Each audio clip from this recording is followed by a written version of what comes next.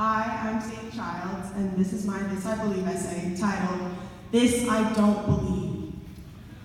I believe that I'm okay with not defining my beliefs. Our beliefs are meant to help guide us and shape our lives. In science, we are taught to come up with a hypothesis based on our previous knowledge. So, in my mind, beliefs are similar. But I don't have enough life knowledge to properly come up with a hypothesis. In 8th grade, we were assigned a year-long project. The project answered the same simple question twice, once at the beginning of the year, once at the end. The question, who are you? I felt like I had been sucker punched. How was I, a 13-year-old girl filled with general confusion, supposed to know who I was? I had absolutely no idea as to what I should write.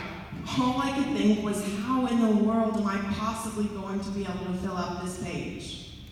However, being the annoyingly clever kid that I was, I quickly realized that this was the purpose of the assignment.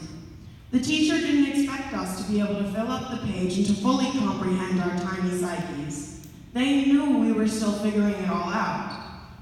Now, at that moment, I very well could have just written something about how I'm a passionate individual who thoroughly enjoys reading and writing. But I didn't feel like writing a classic blanket hallmark statement. No, that wasn't who I was. So I decided on a different route. I was completely and totally honest. I stated plain and simple, I am Sadie Childs and I have no clue who I am. And that's perfectly fine.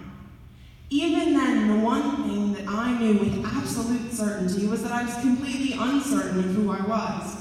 But quite frankly, I had no issues with that. I felt no need to know exactly who I was right then and there.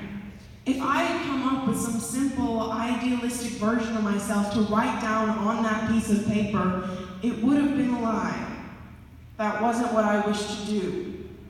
Who you are and what you believe in isn't always as simple as you think, especially when you're young and still trying to figure everything out.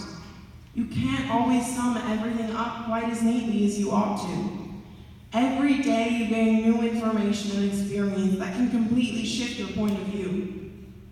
As long as you try to learn and improve from what you experience, that's all you truly need. I believe that I don't have to define my beliefs right now. I'm still growing and changing, and in order to be able to do that, I need to allow myself the time and freedom to figure out what I genuinely believe in. Maybe one day I'll figure out who I am and what I believe. Until then, though, I have a feeling that I will be just fine. Thank you.